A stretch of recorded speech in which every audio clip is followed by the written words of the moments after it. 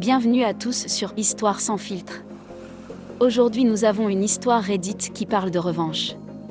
Si ce n'est pas déjà fait, n'oubliez pas de vous abonner à la chaîne. Entrons directement dans le vif du sujet.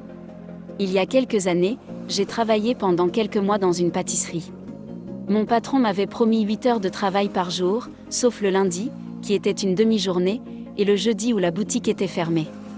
Il m'avait proposé un salaire de 700 € par mois, le tout sans contrat officiel.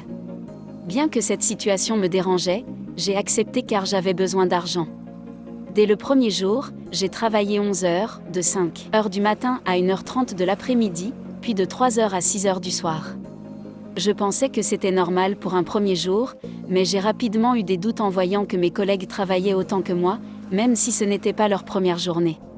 Les jours suivants, mes horaires variaient entre 10 et 13 heures par jour. De plus, pendant 2 semaines consécutives, nous avons travaillé le lundi comme les autres jours, alors que nous étions censés ne travailler que le matin.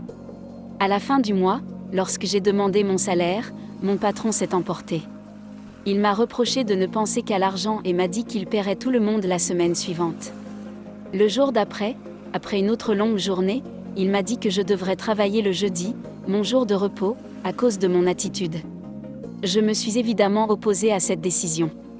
Le jeudi, je ne me suis pas présentée au travail et j'ai ignoré tous les appels de mon patron et de sa femme. Le vendredi, je suis retournée travailler, mais il m'a réprimandée et renvoyée chez moi.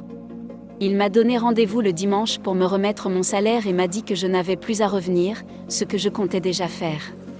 Le dimanche, il m'a remis 300 €, prétextant que je n'avais pas bien travaillé et que je manquais de respect envers lui et son entreprise. Mon père, qui m'attendait en voiture, est intervenu et la situation a failli dégénérer. Plus tard, j'ai gardé contact avec certains de mes collègues.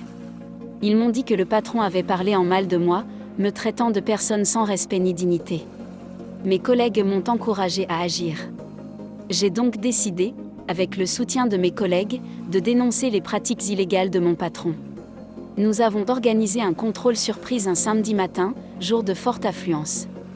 La justice est intervenue et l'entreprise a été fermée. Par la suite, mon ancien patron a été condamné à plusieurs années de prison. Sa famille doit maintenant payer plus d'1 million d'euros pour évasion fiscale et autres infractions. Je partage cette histoire car beaucoup m'ont conseillé de le faire. Dites-nous ce que vous pensez de cette histoire dans les commentaires. Prenez soin de vous, à bientôt.